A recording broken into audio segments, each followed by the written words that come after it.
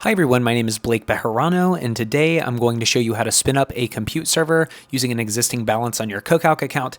In fact, I've just created another video on how to purchase a CoCalc credit voucher. That way you have some money on your account that you can spend over time by using pay-as-you-go services like compute servers, premium language models, or even just to go buy general licensing from the CoCalc store. So you can see I'm at CoCalc.com. I'm going to head over to my projects. And projects are virtual workspaces. You can create multiple projects with different sets of collaborators to determine who has access to what files and what computational resources. And right now you can see that I have $19 on my CoCalc account to be able to spend on those pay-as-you-go services like compute servers. So I'll click on my project. And here's my shared file system. If you have a collaborator that you'd like to work with, you can head over to your user panel and add their email address. Then they'll be listed and they'll have access to the shared workspace with you. And for the purposes of my demo, I'm going to use a Jupyter notebook called 3D Wave Equation, but you could also attach a compute server to a terminal or anywhere else that you'd like in the platform to be able to run a script on a more powerful machine. So just know that.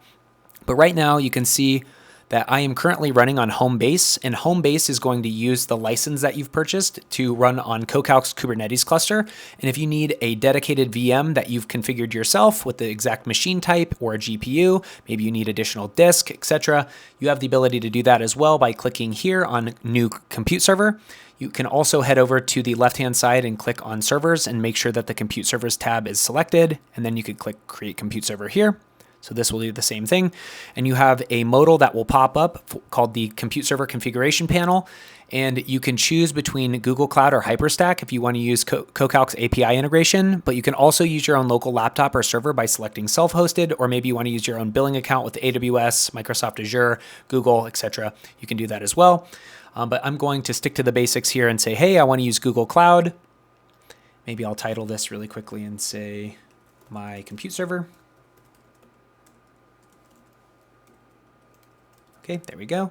And here you can choose spot instances or standard instances. So spot instances can be great for batch processing, and you can get up to an 86% discount for a CPU machine. And here I could also choose a standard instance if I want to run a production level workload.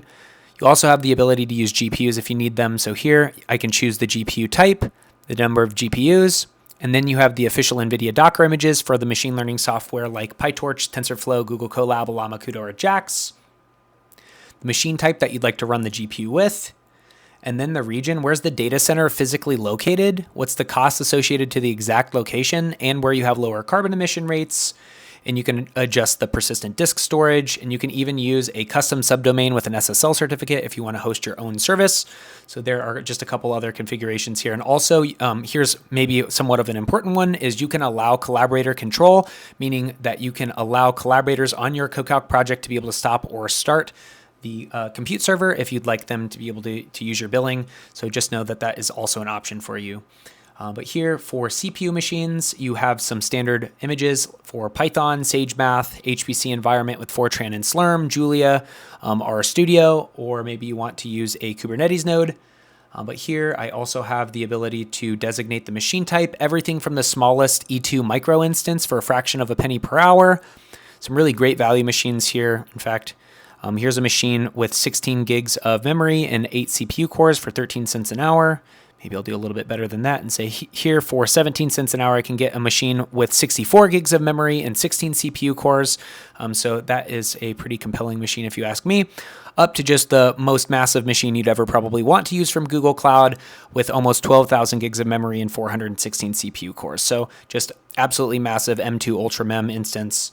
And then you can choose again that region and see the cost that's associated with that exact location and where you have those lower carbon emission rates. So maybe here I'm going to just spin up this machine, and I'm going to use a spot instance, and here I'll click Start Server. So I'll spend a minute waiting for that. So you can see that that machine is starting up. And just for fun, I'll click on the serial port.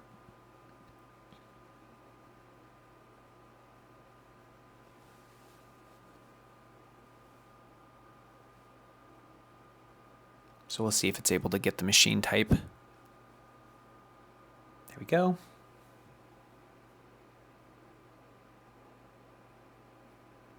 So this will take just a couple minutes, and we'll stand by.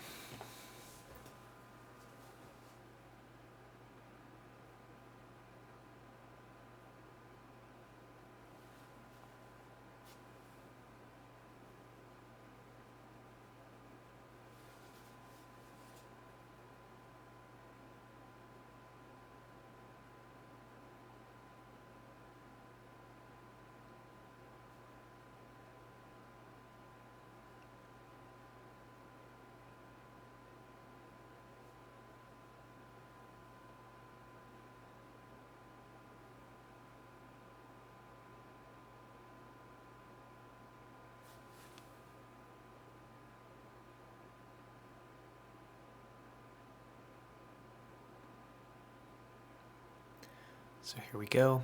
It's just about finished and it's installing Python.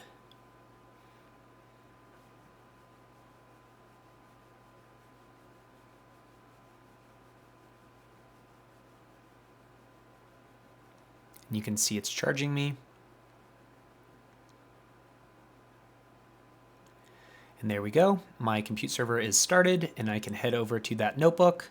And now from the notebook dropdown, for the server dropdown, I can click on the compute server. There we go. And now I am running this script on this machine. So I could click run all cells. There we go. And in fact, just to show that this is indeed running on this machine, I can switch the type. Maybe I want this to be a terminal. I'm going to run the terminal on the compute server. And I can write top.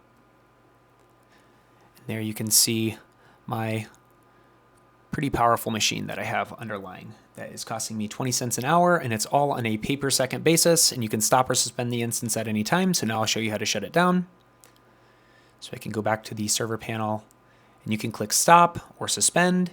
And if you're completely done with that compute server and you'd like to deprovision the disk, so you want no more costs that's associated with storing that data on that disk, you can go to settings and you can click deprovision.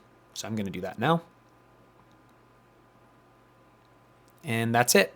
So this was just a quick tip and trick on using the CoCalc UI. Please like, subscribe, and follow for more, and I will see you next time. Thanks again.